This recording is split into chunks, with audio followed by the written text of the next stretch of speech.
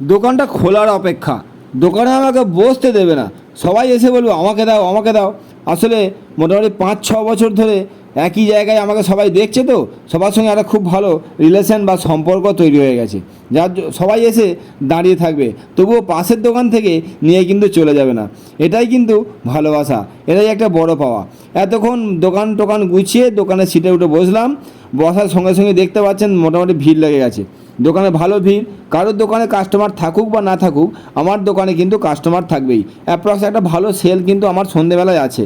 তবে হ্যাঁ, যেদিন ওয়েদার খারাপ থাকে সেদিনে বাজারটা খুব খারাপ যায়।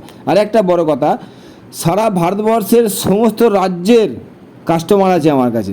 মানে এখানে যে সমস্ত মানুষরা চাকরি বাকরি করেন অনেক দূর থেকে, এখানে তো অনেক ফ্যাক্টরি আছে, কারখানা আছে, তো অনেক রাজ্য থেকে মানুষ এখানে চাকরি করতে এসেছেন।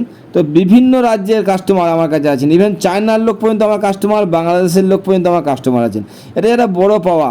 তবে যারা আমার কাছে একবার আসে তারা কিন্তু আর অন্য দোকানে যায় না, তারা আমার মধ্যে এমন কিছু একটা খুঁজে পায়, বা আমারও কাস্টমারের প্রতি একটা দরদ এবং ভালোবাসা। আসলে কি বলুন তো, যাদের থেকে আমার 2 টাকা রোজগার হয়, যারা আমাকে অন্ন যোগায়, তাদের প্রতি আমার তো একটা শ্রদ্ধা থাকতেই হবে, তাদের প্রতি একটা ভক্তি না থাকলে আমার ব্যবসাটা চলবে কীভাবে। আজকে আমি যদি খারাপ ব্যবহার করি তারা কিন্তু কেউ আসবে না। গরিবের ছেলে ভাই, কোনো কাজে কষ্ট নাই। আর কিছু বলবো না, আপনারা পাশে থাকবেন, ভালোবাসা দেবেন।